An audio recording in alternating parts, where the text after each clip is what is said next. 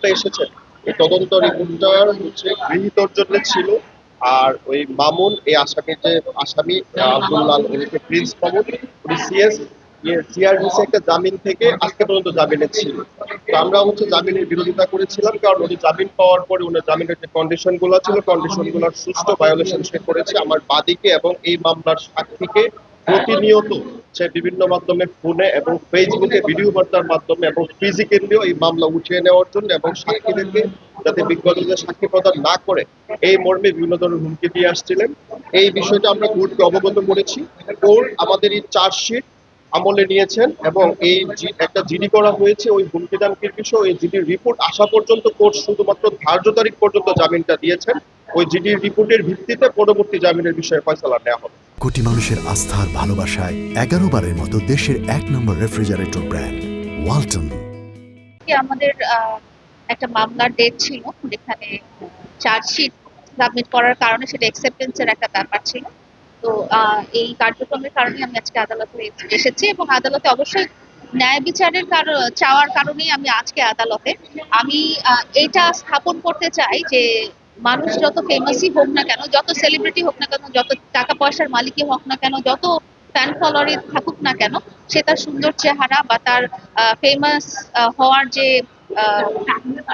প্রভাব ফেলে কোনো মেয়ের জীবন যেন নষ্ট করতে না পারে ইন ফিউচারে।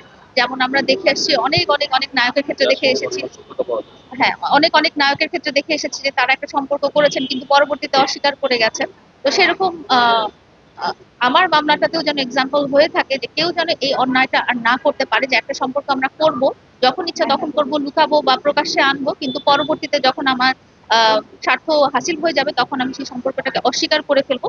এই জিনিসটা যেন তার ফ্যান ফলোয়ারদের মাধ্যমে এই ভুল মেসেজটা যেন না যায়, কারণ তার মিলিয়ন মিলিয়ন ফ্যান ফলোয়ার আছে। সে যদি কোনো অপরাধমূলক কার্যক্রম করে থাকে সেটা অন্যরা মেনে নিবে, অন্যরা অ্যাকসেপ্ট করে নিবে, অন্যরাও উদ্বুদ্ধ হবে যে না, সে যদি করতে পারে তাহলে আমরাও করতে পারবো। তো আমি বলতে চাই যে অন্যায় আসলে সব সব সব ক্ষেত্রেই অন্যায়। সে যত ফেমাস, যত পাওয়ারফুল, যত শক্তিশালী মানুষ হোক না কেন, যত বড় ক্যাডারই হোক না কেন, যত বড় রাজনৈতিক লিডারই হোক না কেন বা গ্যাংস্টারই হোক না কেন, অন্যায় তার জন্য অন্যায়। এবং সেটার জন্য যে আদালত আছে এবং আদালতের আমরা যে আমাদের মতো নারীরাও যে এসে সুবিচার পাবো, এইটারই আমি দৃষ্টান্ত স্থাপন করার জন্য আসলে আমার এই পদক্ষেপটা নেওয়ার। তো আমার এই জীবনে আমার এই 4টা বছর নষ্ট করার আসলে কোনো অধিকার কোনো মানুষের নাই।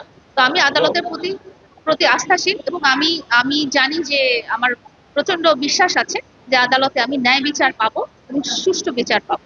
আমাদের আপোষের আসলে কোনো সম্ভাবনা নাই, কারণ যে মানুষটা এত বছর থেকে আপনার সামাজিক যোগাযোগ মাধ্যমে দেখে এসেছেন, এত বছর থেকে আমাদের মানে একটা ভালো বন্ডিং কে সে এইভাবে ডিনাই করে দিয়েছে আহ, তার স্বার্থের জন্য। তো সেখানে এখন এসে আপোষের আসলে কোনো সুযোগ নেই। আমি চাই যে এটা বিচার হোক, আমি চাই যেন সুষ্ঠু বিচার হোক।